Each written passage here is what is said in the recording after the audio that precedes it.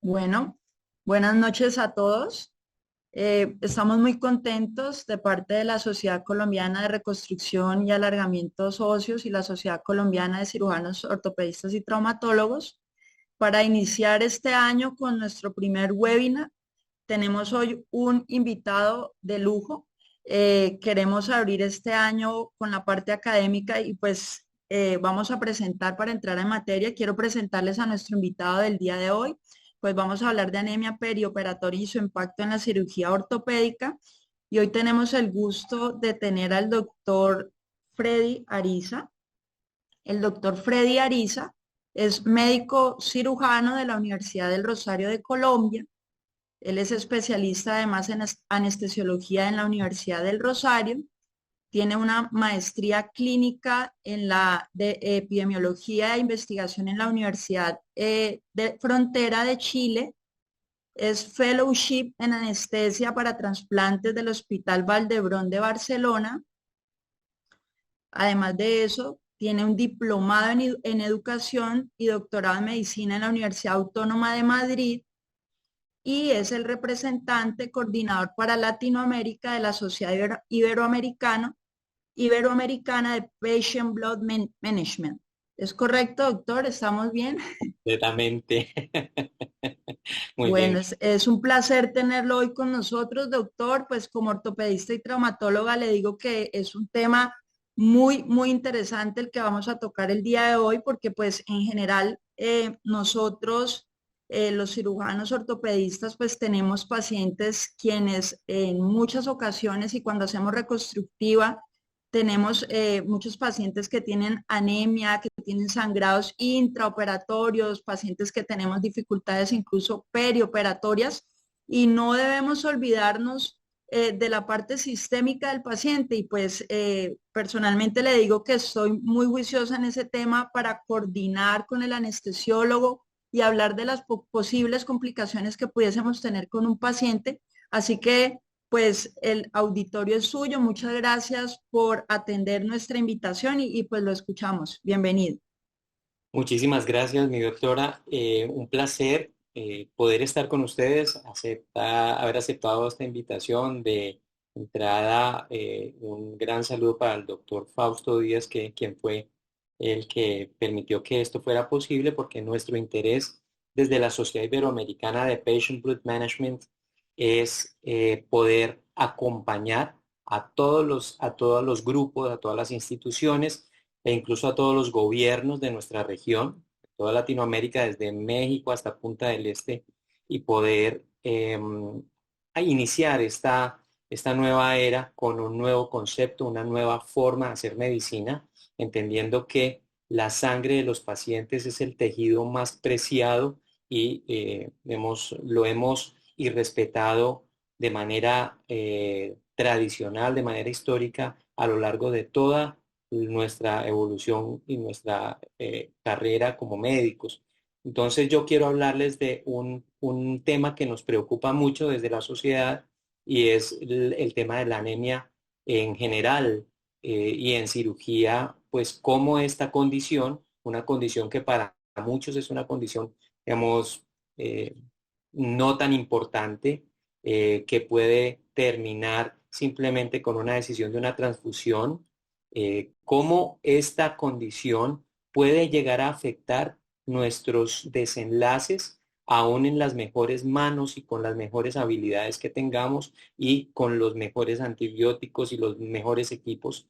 Entrar un paciente en esta condición, cómo expone una serie de riesgos y una serie de asociaciones con varios desenlaces que ustedes no quisieran tener. Estos son mis conflictos de interés. He tenido la oportunidad de participar para Aspen, para Werfen, en muchas de conferencias relacionadas precisamente con sangrado perioperatorio y aspectos de la sangre, pero hoy quiero hablarles un poquito sobre qué es ese concepto de gestión de la sangre del paciente, el patient blood management, como ustedes lo van a encontrar, un poquito hablar de anemia preoperatoria y por qué es importante y especialmente en su especialidad, cómo ortopedia se vuelve un eje central de los programas de gestión de la sangre del paciente en todas las instituciones y realmente enamorarlos del tema porque ustedes van a ser los protagonistas en muchos de estos buenos desenlaces que van a cambiar en sus instituciones, hablar un poquito de aspectos locales y de infraestructura, entendiendo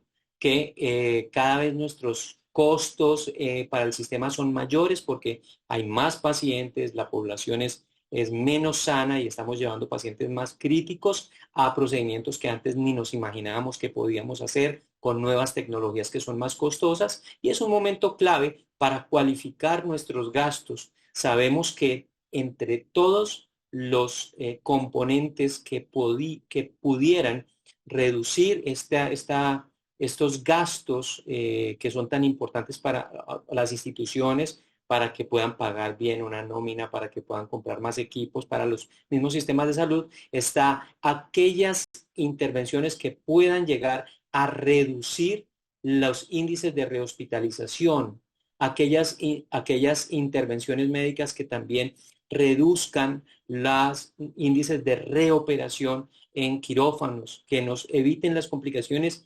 quirúrgicas y que precisamente nos muestren que hay definitivamente un manejo inteligente en donde los costos, beneficios van de la mano y estamos tratando de disminuir esa carga hospitalaria. Si ustedes ven este círculo, esta tríada de círculos, perdón, hacen parte de un policy brief, un documento de información que la Organización Mundial de la Salud saca en el 2021, en donde muestra tres condiciones principales que son los individuos con anemia o déficit de micronutrientes, o en otro grupo, los individuos que tienen problemas de sangrado o pacientes con desórdenes de la coagulación, y otro grupo en donde están expuestos a un mal uso de los componentes sanguíneos. Hemos trabajado muchísimo en los dos círculos más pequeños, el moradito y el otro amarillo, tratando de reducir al máximo el uso de componentes sanguíneos, porque sabemos que los componentes sanguíneos son transfusiones y ahorita vamos a ver otras características que los hacen una terapia no inocua. Estas condiciones también que se asocian a sangrado y a condiciones de coagulopatía, pues también imponen otra preocupación, pero en eso más o menos nos movemos. Pero muy pocos estamos hablando de los pacientes con anemia o con déficit de micronutrientes, específicamente el déficit de hierro, que prácticamente son 6 a 7 veces más frecuentes que los otros pacientes a los cuales les hemos prestado mucha más atención. Entonces, eso precisamente es lo que compone una triada que es complicada, y es que la anemia, el sangrado y las condiciones de coagulopatía son tres condiciones que incrementan por sí solas cada una de ellas la morbimortalidad y de manera independiente participan de los malos desenlaces. Por eso la Organización Mundial de la Salud está tan preocupada en esto, y hace 10 años debió habernos, digamos, mostrado esta urgencia de implementar los programas especialmente para nuestros países de medianos y bajos ingresos, porque hay una gran información, un gran cúmulo de información, casi 1 millón de pacientes que nos muestran que la gran mayoría, el 40% de los pacientes estaban anémicos al llegar a cirugía, y esta anemia estaba asociada con un incremento en la mortalidad perioperatoria, incremento en el daño renal posoperatorio y en la probabilidad de que estos pacientes en 2 o 3 años tuvieran falla renal, aumentando el índice de infecciones y otros eventos cardiovasculares mayores. Todos hemos prestado atención al pie diabético, a nuestro microcolgajo, al cogajo microvascular, pero pocos de nosotros hemos tenido en cuenta que parte del manejo integral de estos pacientes es optimizar el tejido que realmente nutre y que permite que haya la cicatrización, y que es el tejido sanguíneo. Es una realidad. Estas condiciones pues hacen parte de un gran porcentaje de nuestros pacientes, y que pudiéramos decir que casi el 97% de nuestras transfusiones, las que terminamos haciendo, pudieran llegar a evitarse a partir de poder detectar la anemia antes de cirugía, poder predecir de manera adecuada el volumen de sangrado perioperatorio y hacer que estos pacientes con anemia preoperatoria tuvieran una mejor tolerancia al sangrado y de esta manera haber podido reducir los índices de exposición a componentes halogénicos.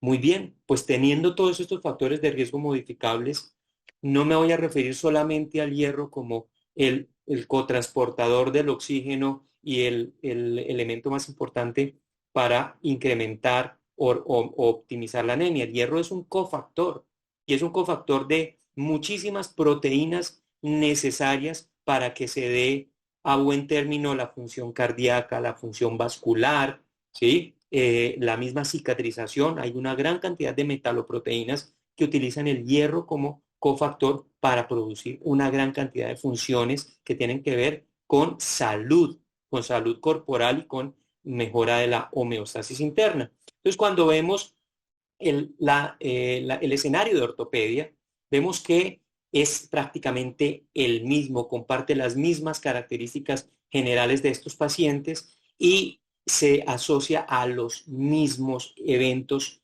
posoperatorios que nadie quiere tener: mayor exposición a transfusiones, mayor índice de infección de sitio operatorio, mayor estancia hospitalaria y peor calidad de vida, porque estos pacientes se encuentran más días hospitalizados en UCI, se demoran más días hospitalizados en hospitalización general y a pesar de que uno los manda para la casa, esta condición de anemia los pone en una condición de deterioro de su calidad de vida que hace que este adulto mayor pueda solamente volver a sacar a su nieto a las 3, 4, 5 semanas de haber terminado su cirugía y de haber salido de la clínica. Entonces, es muy importante saber que ortopedia no se salva de estas condiciones, ni son, es decir, no es un grupo que se encuentre protegido. Hay una gran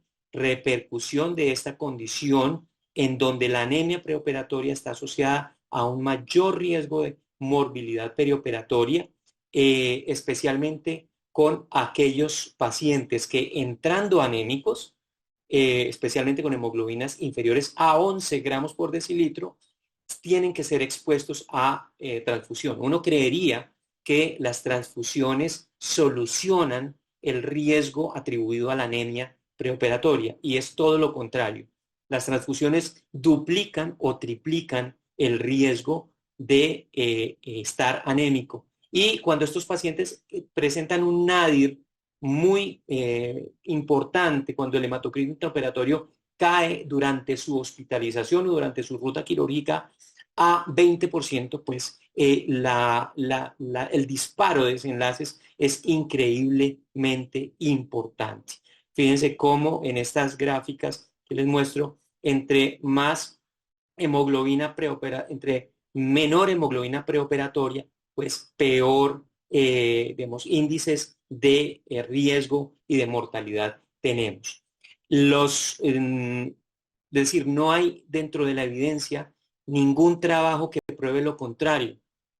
Es decir, todos los trabajos, sin excepción, muestran que la anemia preoperatoria se asocia de manera indefectible con una disminución de la posibilidad de que al paciente le vaya bien en su posoperatorio y cuando, vuelvo y repito, son transfundidos, estos riesgos se duplican.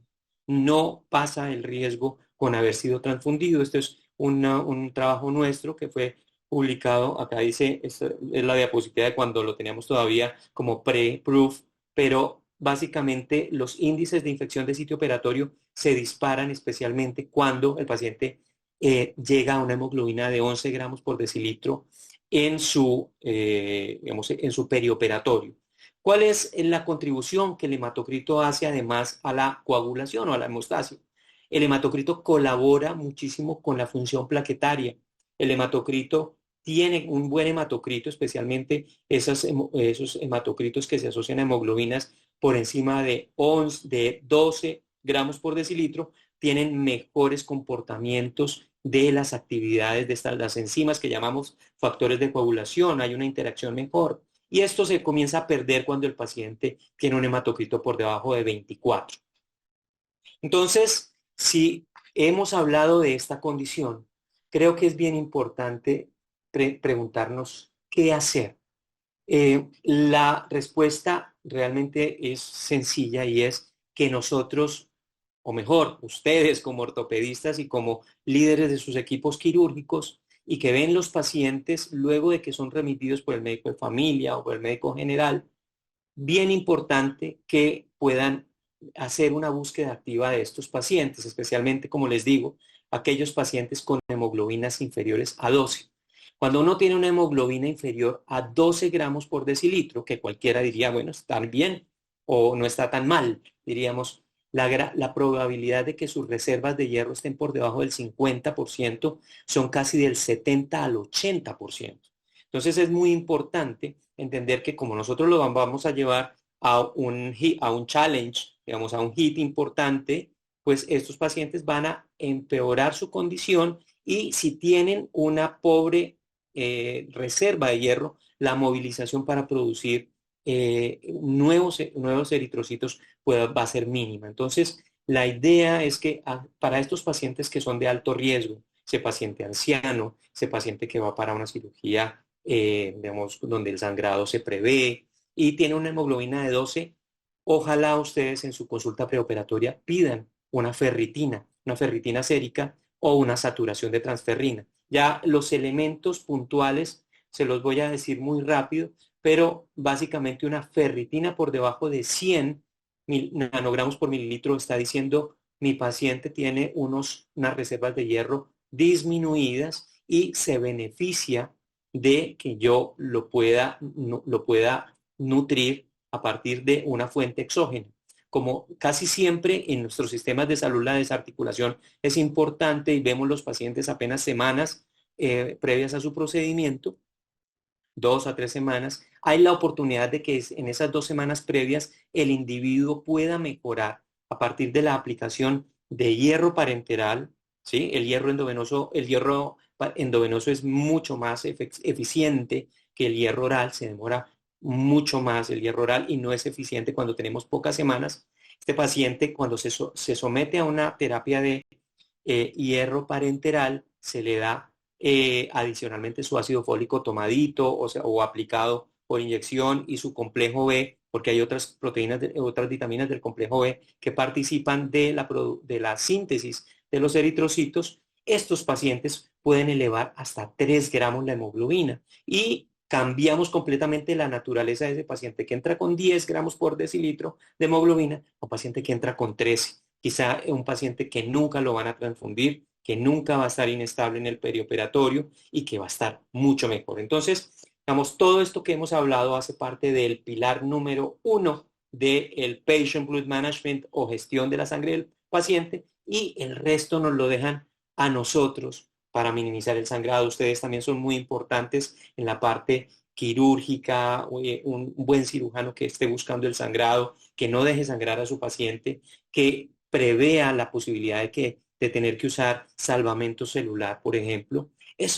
Vale la pena hacerlo porque cuando usted está ahorrándole al paciente la transfusión de 2 unidades de sangre halogénica, está pagando prácticamente el equipo de salvamento celular. Bien interesantes, muchas de las experiencias de los grupos de ortopedia, como a partir de una investigación activa de la anemia hecha por el ortopedista y el anestesiólogo y la identificación de esos pacientes, se lo mandan a una enfermera, la enfermera llama al señor y le dice, señor, lo esperamos mañana o venga por su orden, le vamos a dar la orden para que la EPS con la ferritina, el resultado acá y la sustentación de su condición, le van a autorizar la terapia, la ferroterapia, le vamos a colocar, por ejemplo, eritropoyetina también para mejorar y optimizar la producción de glóbulos rojos, le vamos a dar ácido fólico, vitamina B12, bueno, listo, ahí está el preoperatorio, el ortopedista muy enfocado en reducir el sangrado, con agentes hemostáticos, una hemostasia meticulosa, el uso selectivo del ácido tranexámico y el posoperatorio precisamente también capturando estas condiciones de anemia residual posoperatoria para que el paciente se vaya a casa con una oportunidad de que nunca tenga que reoperarse, que reintervenirse y que se recupere mucho más rápido, se reincorpore a su trabajo de manera temprana. Con esto, estas experiencias nos muestran que la anemia preoperatoria disminuyó casi en un 40% los índices de anemia preoperatoria, los índices de transfusión se redujeron casi a la mitad, en un 50%, y la tasa de transfusión por paciente se redujo casi en un 70%. Y adivinen qué, la gran mayoría de pacientes que tuvieron que ser transfundidos solamente recibieron una unidad de glóbulos rojos, que es importante. Antes nos decían, si su paciente no necesita 2 unidades es porque no necesita nada, no necesitaba nada. Y eso no es cierto. El paciente, el día que su paciente necesite esta intervención, que es de un trasplante de otro paciente, debe ser porque el paciente necesita una terapia de rescate que realmente lo está afectando.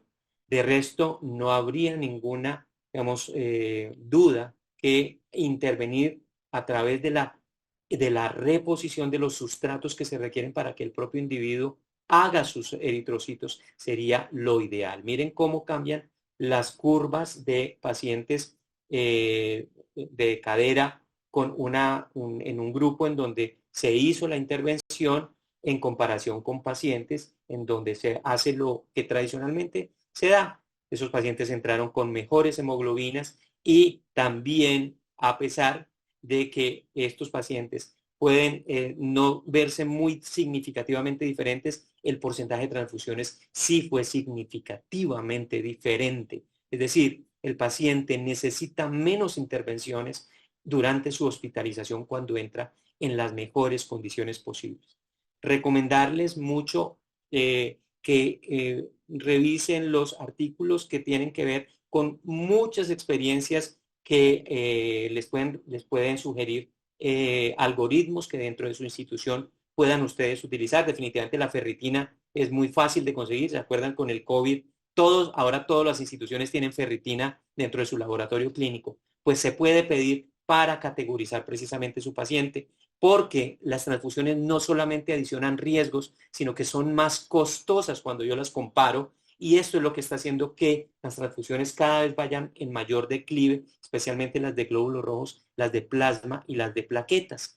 Gran parte de los costos hospitalarios son derivados de las transfusiones, y cuando lo comparamos con esto que hemos hablado, que es buscar y tratar la anemia preoperatoria, se nota sensiblemente menor el costo por paciente que estarlo transfundiendo de manera tradicional.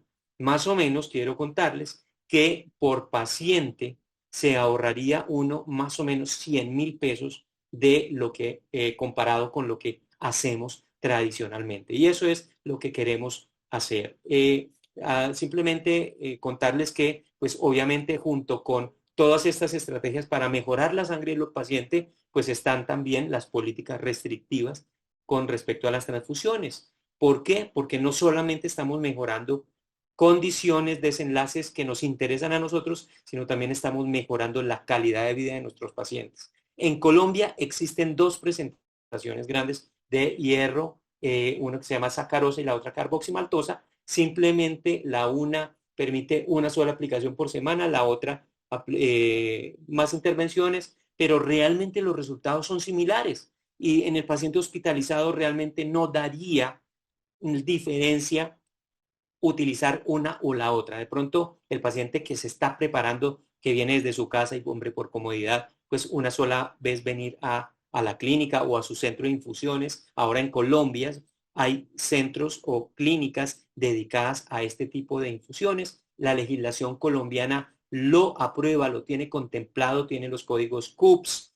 tiene todo para Latinoamérica. Todos hicimos una averiguación y todos sus sistemas de salud tienen contemplada la ferroterapia, porque no, esto es propio que arranca en hematología, ahora se nos viene para todas nuestras especialidades médico-quirúrgicas, pues bien, todos nuestros sistemas lo tienen contemplado y está codificado, lo podemos hacer sin ningún problema. Mi única recomendación ya para finalizar es que desarrollen un algoritmo de los muchos que encuentran. Acá puede haber uno, yo les puedo compartir con mucho gusto la presentación a través de la página de la sociedad con estos sencillos PDFs que los pueden guardar para que ustedes hagan parte de esta cadena de valor que van a agregar a sus pacientes durante el posoperatorio y el perioperatorio, perdón, precisamente a partir de todas estas intervenciones novedosas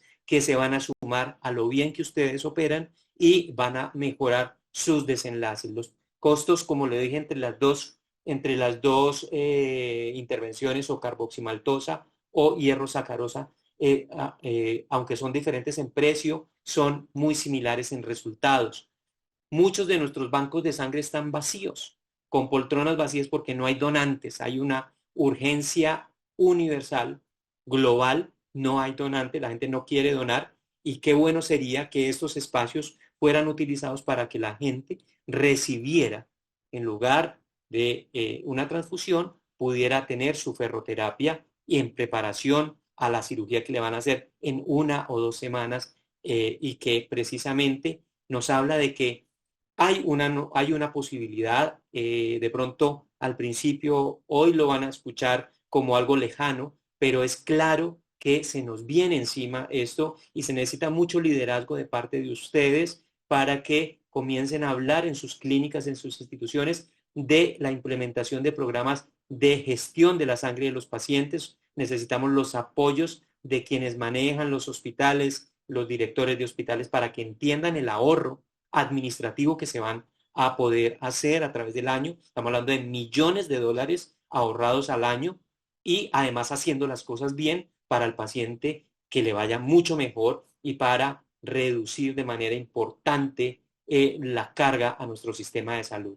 Como lo dije, la ferroterapia en los pacientes quirúrgicos se va a volver una intervención como un estándar, un nuevo normal que nos va a permitir mejorar notablemente nuestros desenlaces. Acá se necesita mucho liderazgo y mucha creación de una capacidad de estructura. Les recomiendo mucho que junto con sus equipos quirúrgicos y el departamento de calidad de sus instituciones se sienten a conversar sobre qué opciones hay sobre este tema y puedan realizar una ruta clínica o implementar una ruta clínica con la suficiente sustentación para que no haya glosas y para que sus pacientes se vayan a la casa en las mejores condiciones. Las percepciones de los personal de la salud para implementar estos programas es que a los pacientes les va mejor, se ahorran plata y hay problemas de los bancos de sangre para dar con la cantidad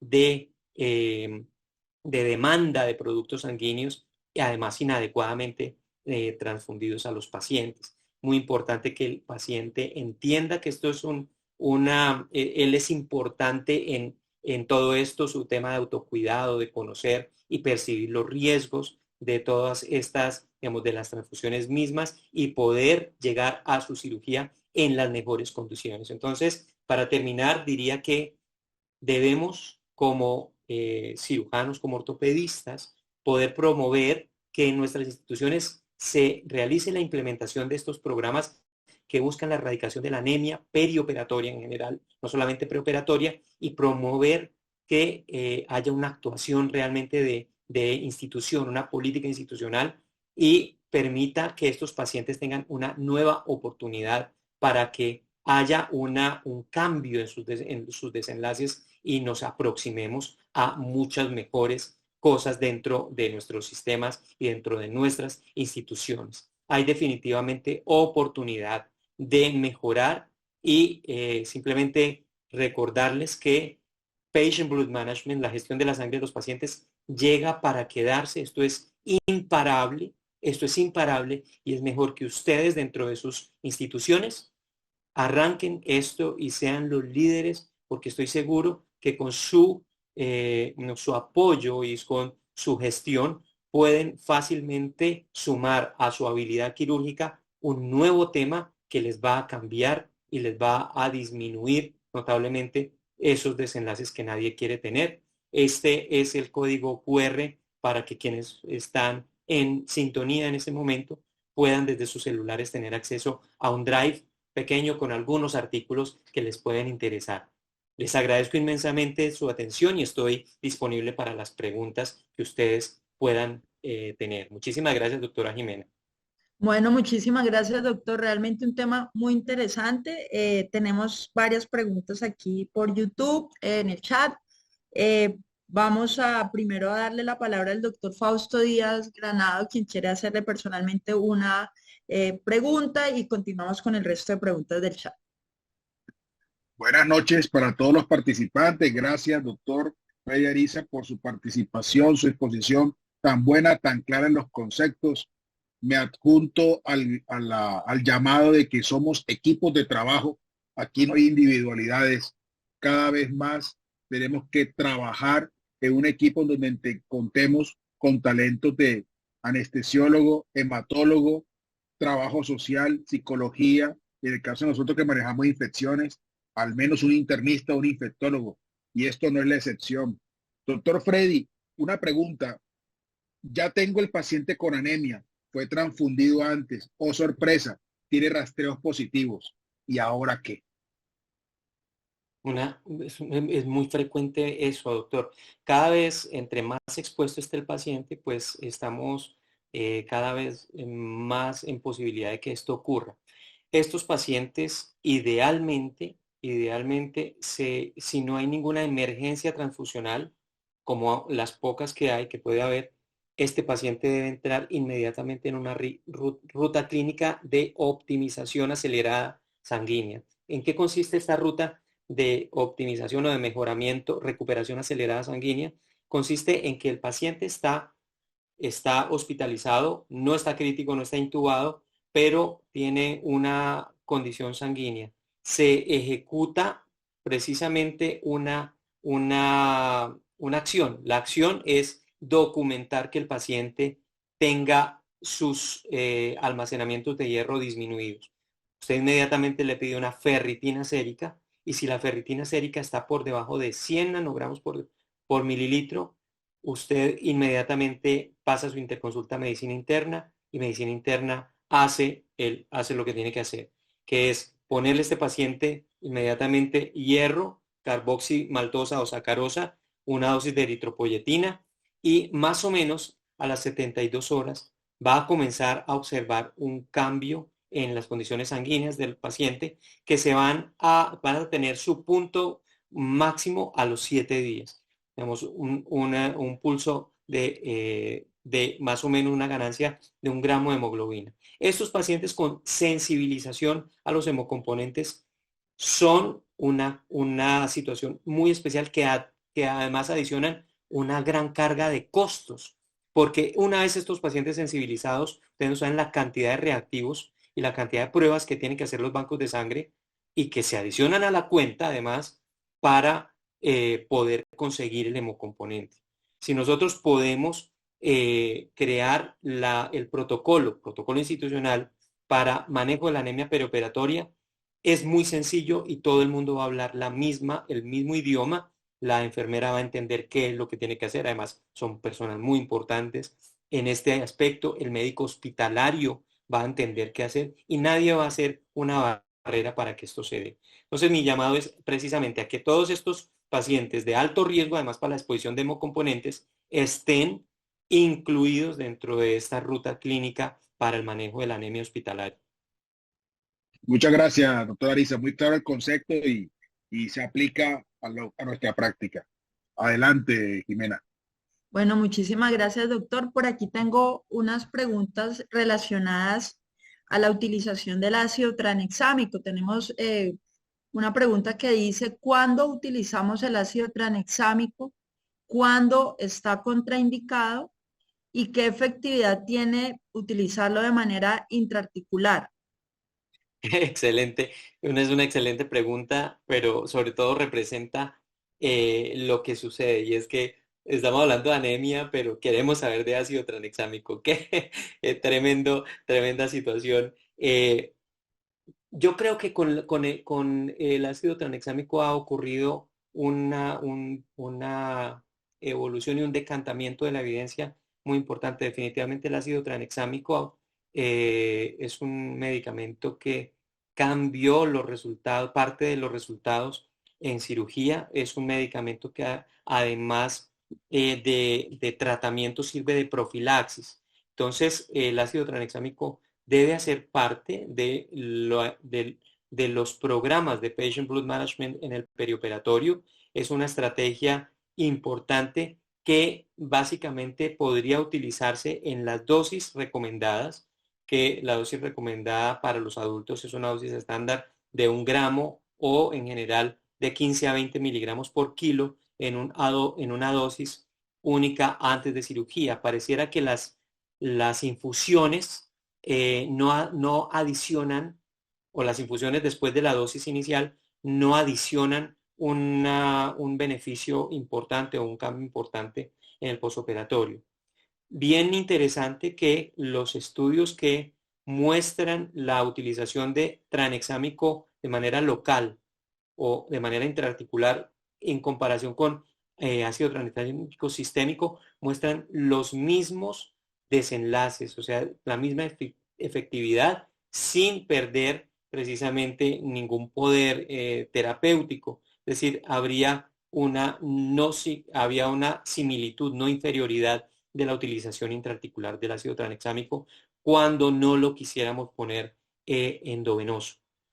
Hay unas condiciones que efectivamente deben tenerse presentes para decidir si yo expongo al paciente a los riesgos que puede atribuirse al ácido tranexámico, que básicamente son de hipercoagulabilidad. Son 3 grupos de pacientes en donde yo debería considerarlo. Los pacientes que tengan enfermedad autoinmune, porque ustedes saben, estos pacientes tienen un incremento en el riesgo tromboembólico. Los pacientes que tengan enfermedad coronaria importante o hayan tenido accidentes cerebrovasculares de tipo trombótico, y aquellos pacientes que hayan tenido recientemente un infarto de miocardio.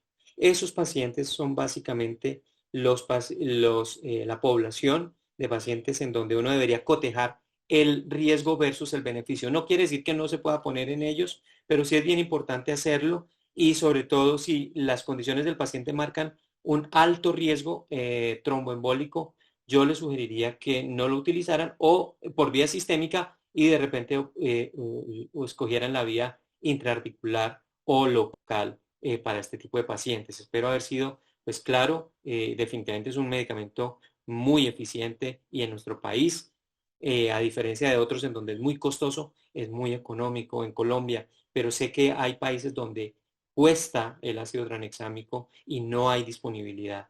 Creo que todos los países del bloque latinoamericano deben tener en sus inventarios y en sus sistemas de salud ácido tranexámico, acceso al ácido tranexámico como un buen mecanismo para reducir el sangrado perioperatorio. Sí, realmente lo que usted decía ahorita, que nosotros siempre estamos hablando ahora de anemia, pero estamos ya pensando en el ácido tranexámico. Y realmente este protocolo de gestión, por lo que entendí, pues digamos que puede utilizarse de una manera, digamos, predecible en pacientes que se puedan ser programados.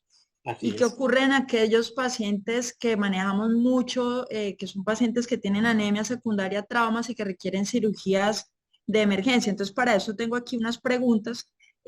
Aquí me preguntan cómo adapta el protocolo de gestión de sangre de los pacientes en pacientes con trauma y anemia en comparación con pacientes programados. Sí, bien, lo que hemos hablado definitivamente incluye al paciente programado, ¿no? Hay una documentación muy interesante, se lo recomiendo bastante, la pueden encontrar en Google cuando ustedes se meten búsquenlo en Google, se llama National Authority Australia. Les va a mostrar, los va a llevar a la página de la Autoridad Nacional en Sangre de Australia, y ellos tienen separados las áreas de aplicación de Patient Blood Management, y una de ellas es trauma. En trauma, los 3 pilares de la gestión de la sangre del paciente, que es optimización de la anemia, la otra reducción del sangrado y la otra mejora de la respuesta a la anemia, Los tres conceptos se fusionan en el trauma de una manera bastante aguda o bastante sincrónica, muy simultánea, a diferencia del paciente programado.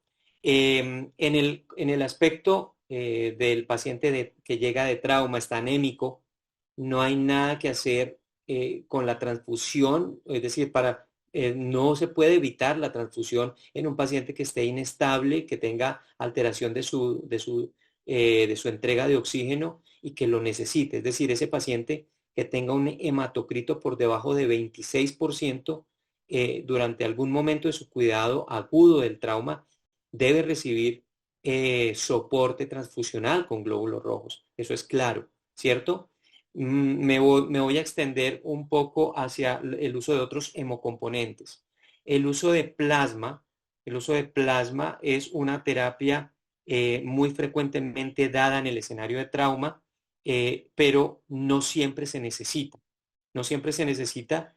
Quiero hablar específicamente de que el plasma y las plaquetas son los componentes sanguíneos más asociados a daño pulmonar y a daño hiperinflamatorio en trauma.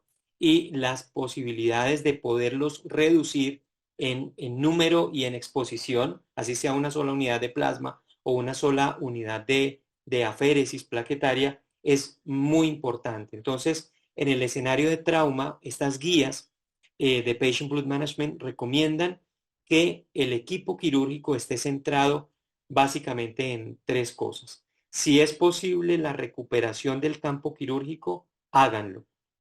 Si es posible disminuir la posibilidad de transfusiones a partir de la evaluación por pruebas viscoelásticas o un esquema institucional para evaluación secuencial de la coagulación, hágalo también. No ponga hemocomponentes porque usted cree que el paciente lo necesita. Evidéncielo y si hay definitivamente una fuerza mayor, una evidencia clara clínica de que su paciente lo está requiriendo, háganlo. Pero definitivamente el uso de todas estas estrategias debe estar protocolizado y debe hacer parte de un manejo integral de grupo.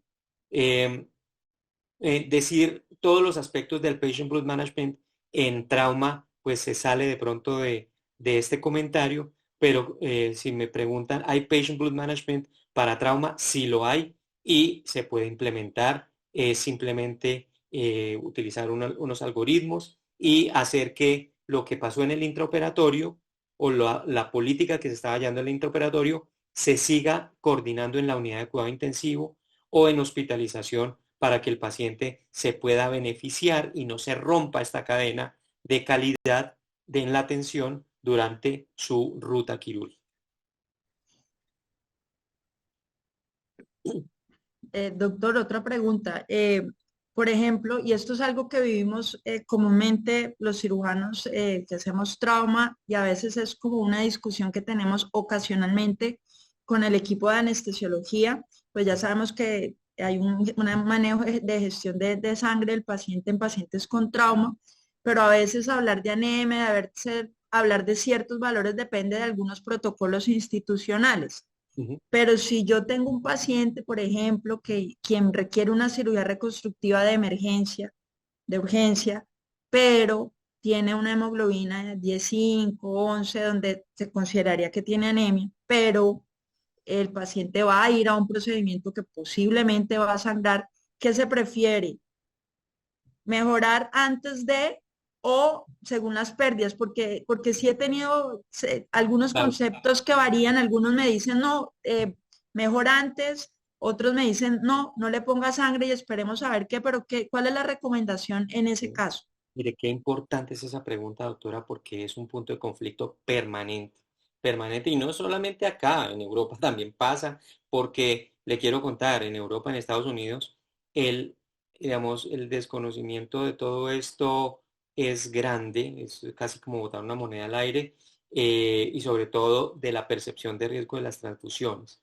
Como hemos visto en las diapositivas previas, que las transfusiones adicionan un riesgo, ¿cierto? Una condición que se suma a a las condiciones asociadas a la anemia, la recomendación, sin duda, basada en la evidencia 1A, es que ningún paciente con anemia que no esté inestable y que vaya para un procedimiento debe ser transfundido.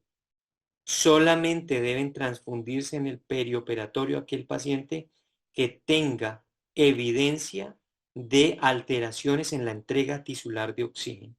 Esto es muy importante porque esto está hablando de que definitivamente, a pesar de que mi paciente está anémico, se pueden optimizar otras situaciones fisiológicas que permitan que el paciente tolere digamos, esta situación y que solamente sea el factor de riesgo y no se le venga a sumar otro de un trasplante de otra persona, ¿sí? Entonces, mi recomendación es la siguiente. Si ustedes están en sus instituciones queriendo cambiar la cultura con respecto a poderle dar al paciente lo mejor en la condición de trauma, no hagan parte de la tradición de transfundir pacientes antes de cirugía.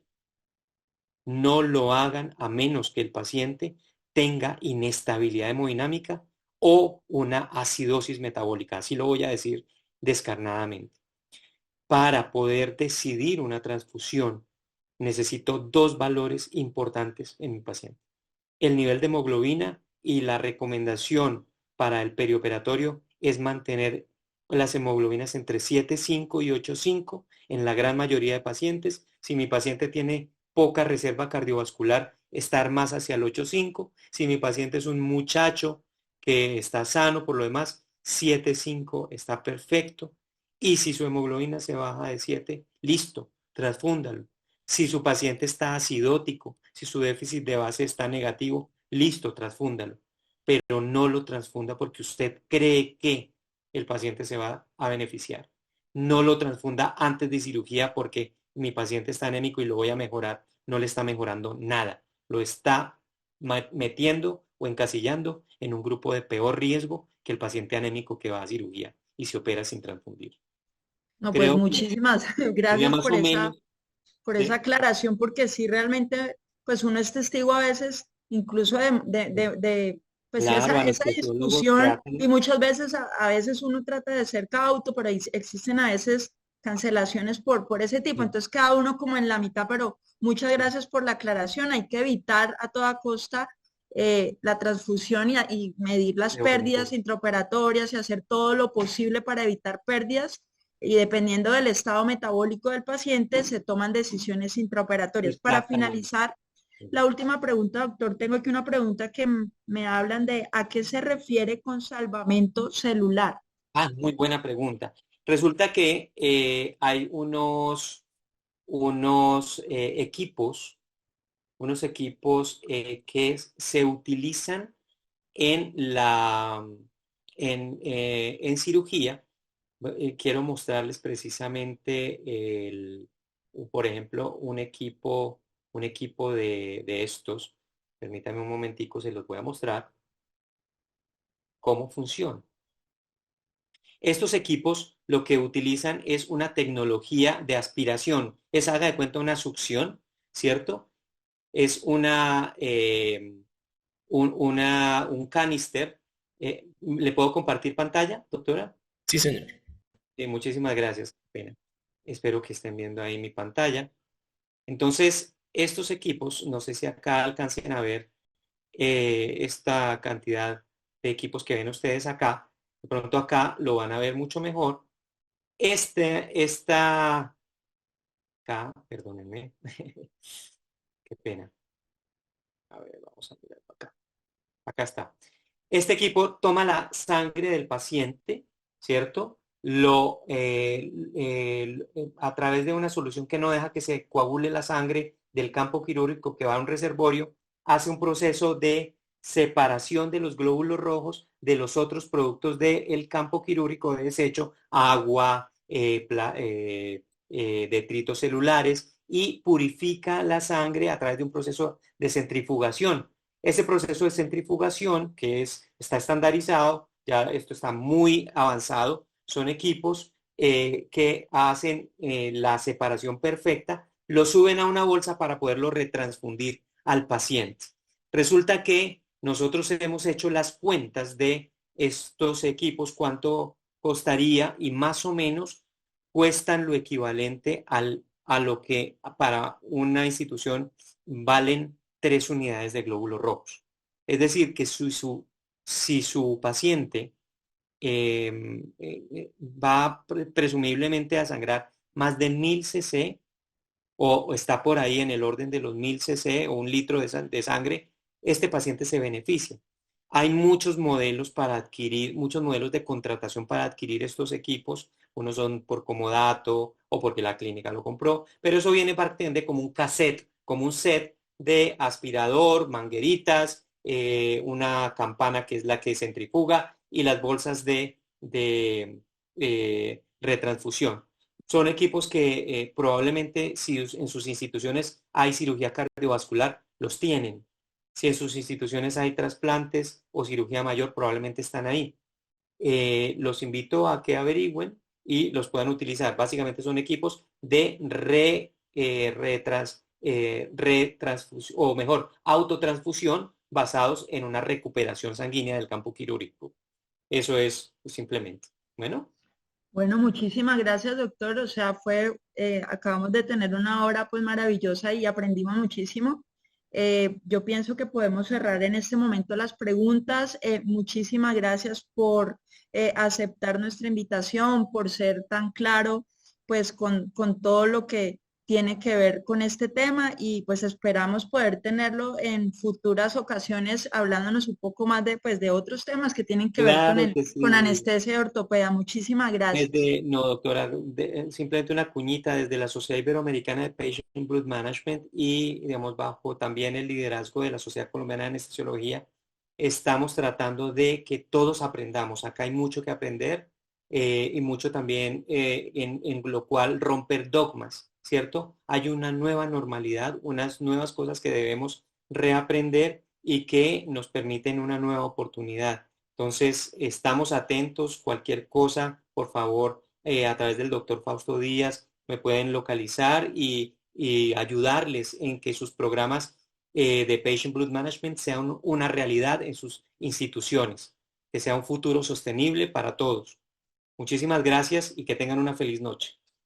Muchas gracias, doctora Arisa. Yo, de mi parte, quiero decirle que ha tocado usted aspectos importantes de seguridad del paciente, aspectos económicos. Me encantó cuando hizo la similitud porque mucha gente le transmite el mito de que el Cell Saver es muy costoso y que eso no, mejor póngale la sangre, sino solamente tener en cuenta de que además de que estoy evitando el riesgo de exponer una sangre extraña al paciente, fuera de eso estoy haciendo lo posible por prepararme antes de.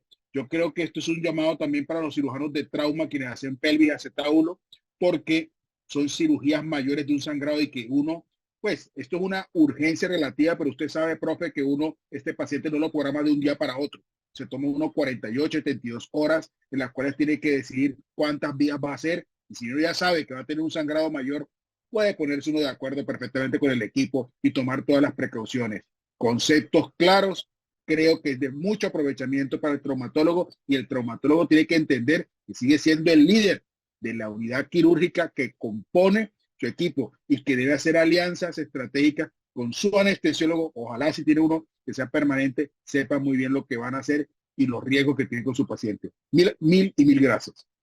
Un abrazo para todos, que tengan una feliz noche. Cuídense mucho.